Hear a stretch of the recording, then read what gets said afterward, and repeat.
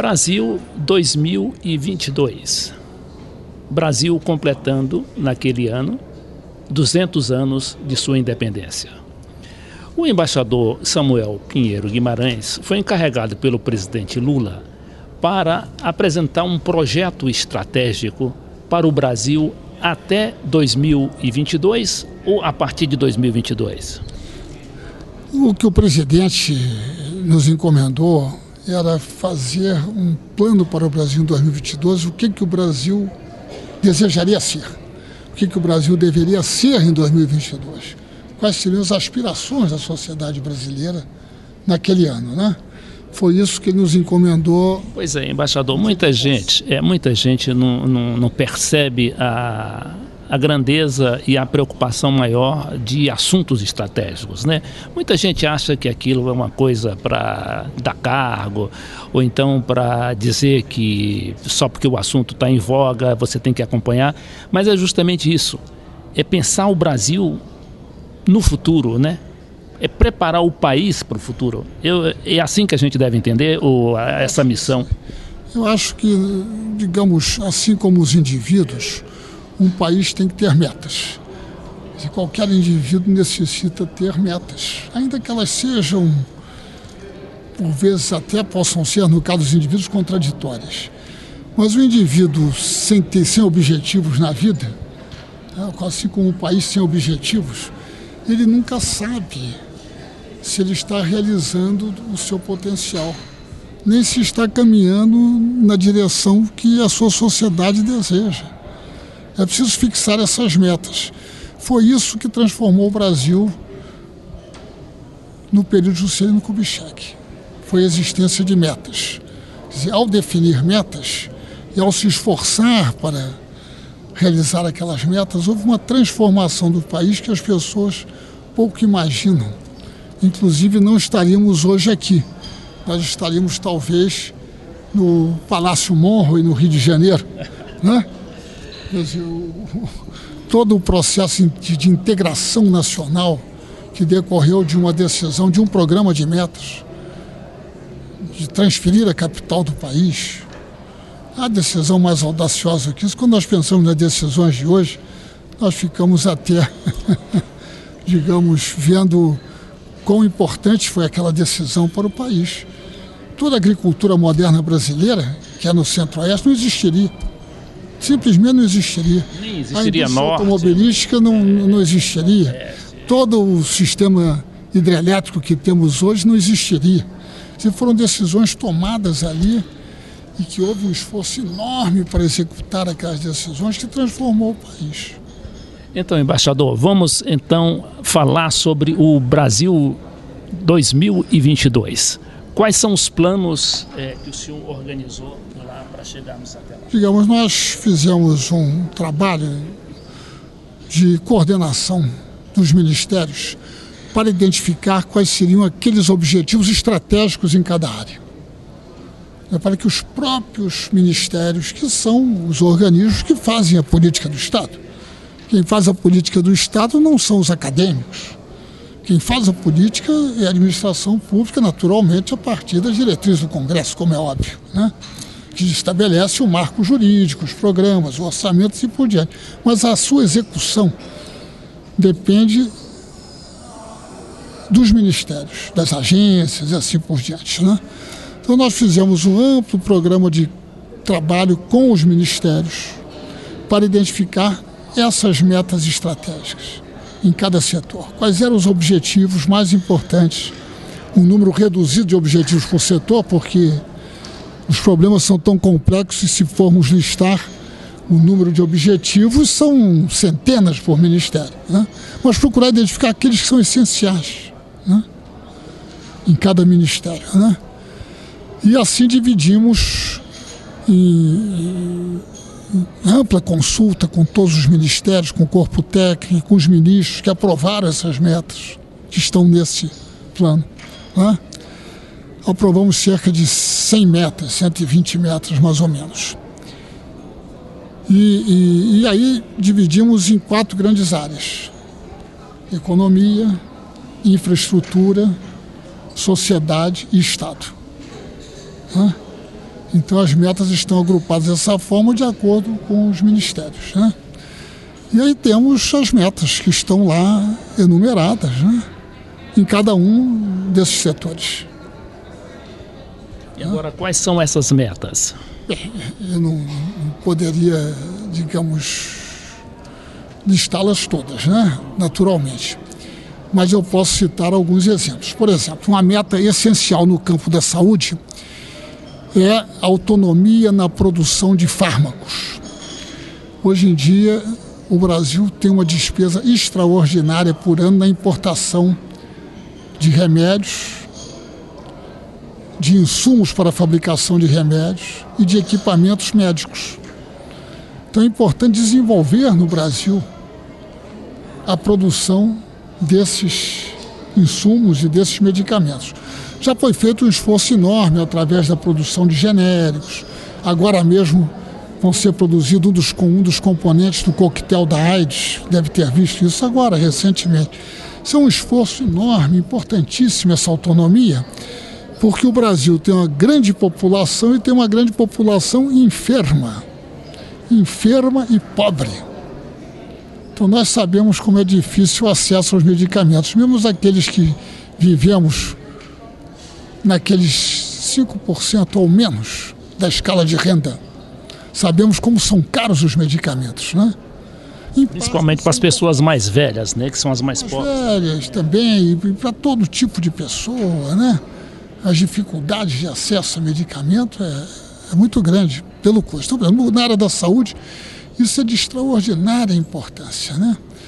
Na área da educação, obviamente, é eliminar o analfabetismo, né? Quer dizer, é preciso eliminar o analfabetismo. É uma vergonha que nós não tenhamos conseguido ainda eliminar o analfabetismo, quando a gente sabe que há pouco o Equador, né, a Bolívia, a Venezuela... A Venezuela, a Unesco declarou a Venezuela território livre do analfabetismo, né? Além disso, o analfabetismo funcional, que atinge cerca de 30% da população. Pessoas que são formalmente alfabetizadas, mas não conseguem entender um parágrafo simples, nem redigir um parágrafo simples de 3, 4 linhas, para dar um recado. Essa é uma das nossas grandes chagas. E também não temos tecnologia própria, né? Não temos nada nosso, é tudo importado, tudo enlatado. Nós temos, digamos, na área da educação, há outros objetivos na área da educação, há outras metas, né? Só para tentar, digamos, aumentar a participação das ferrovias, do transporte ferroviário e do transporte hidroviário na matriz de transporte brasileiro de forma significativa. Dobrar a participação das ferrovias, isso vem sendo feito, quer dizer, a construção das ferrovias não é algo que se faz de um dia para a noite, mas também ainda não estamos em 2022, nós vamos chegar lá, né? Nós, desgraçadamente, acabamos com as nossas ferrovias, né?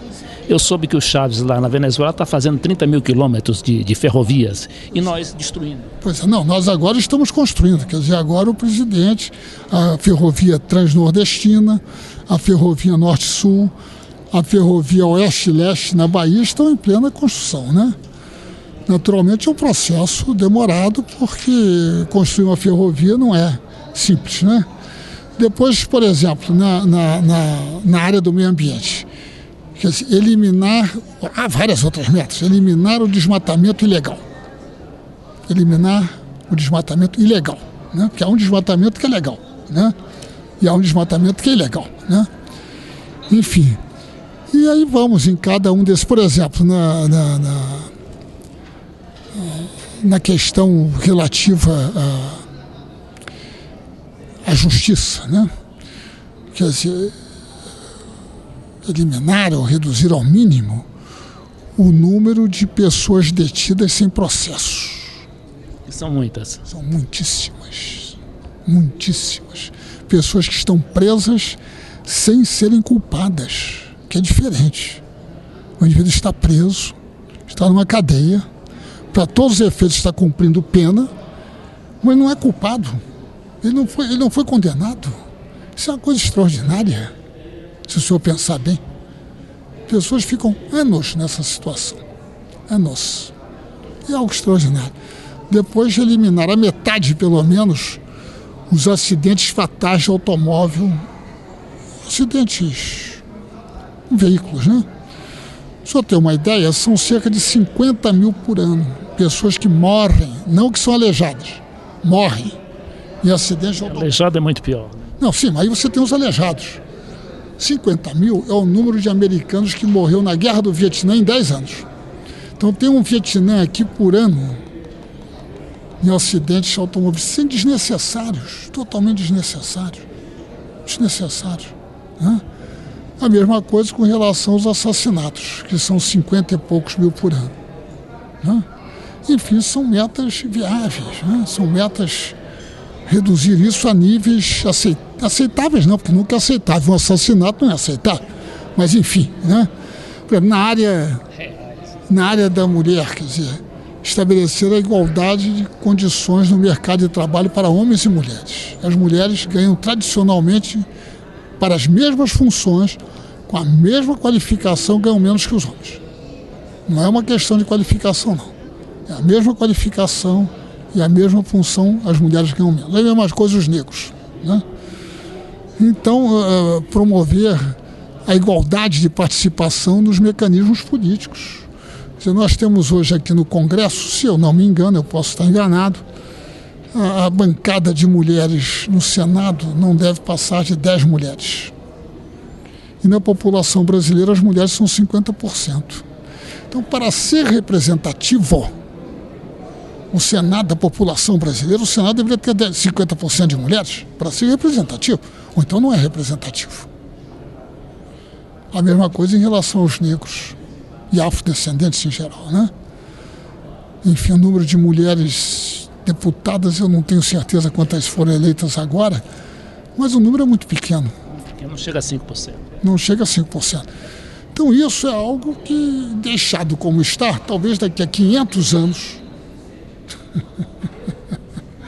as mulheres cheguem a ter 30%, quem sabe, né?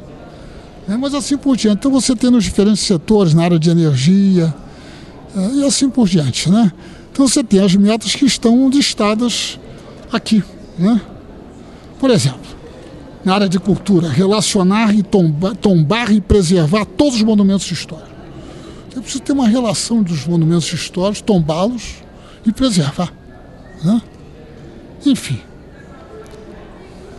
Aí você terá... Agora, embaixador, nós temos pouquíssimos minutos. Erradicar a extrema pobreza, como a presidenta já declarou que é a grande meta do seu governo, né? Erradicar o trabalho infantil, aí são temas, são metas de grande prioridade, né? Há outras, mas... Nós temos uma grita geral aí contra a nossa infraestrutura, né? Principalmente de estrada de rodagem, que foi um grande erro, né? Ter se optado pela estrada de rodagem e abandonado as ferrovias, a questão dos nossos portos, dos aeroportos, né? Como é que foram tratados esses temas? Bem, olha, aqui há também uma série de metas na área de portos, por exemplo, duplicar ou triplicar a capacidade de transporte dos portos, né? Que os portos é uma operação complexa. Você tem a parte voltada para os navios e a parte voltada para a terra. Quer dizer, o porto tem que estar integrado em todo um sistema de transporte, senão não funciona. Em todo um sistema de armazenagem, né? É algo, uma operação extremamente complexa, né? Então há toda uma previsão, né, de como meta, né? É claro que os programas para fazer isso são programas específicos, né? Reformar os portos, né? Ampliar a capacidade de armazenagem, integrar os portos no sistema viário, né? Sistema de quê? De ferrovias, de rodovias e assim por diante, né? E, digamos isso, e no que diz respeito a aeroportos também há uma preocupação grande, né? Também é a mesma questão de ampliar a capacidade dos aeroportos de forma significativa, né? Embaixador, nós só temos 1 minuto para as suas despedidas, né? E algo que eu não tinha perguntado, o que o senhor queira ressaltar. Não, eu acho que você fez todas as perguntas muito pertinentes, né? E acho que todas elas muito importantes. E eu acho que importante em relação a ter um plano como esse, ter metas, é que é possível acompanhar a sua execução. E nós podemos, daqui a um ano, examinar cada uma dessas metas e saber se houve progresso ou não. Porque, naturalmente, para se erradicar a pobreza em 2022, é preciso que algo tenha ocorrido em 2011. Porque se a pobreza tiver aumentado em 2011, nós estamos mais distantes da meta. Não é verdade? Se, por exemplo, se temos uma meta no que diz respeito a ferrovias, ampliar a participação do transporte ferroviário, se não há isso significa que ano a ano será necessário um certo aumento da rede de ferrovias. Se isso não ocorrer no primeiro ano, significa que não estamos caminhando na direção. Então, ter essa relação de metas permite uma avaliação até anual, se a sociedade assim o quiser. Nós entrevistamos hoje o embaixador Samuel Pinheiro Guimarães.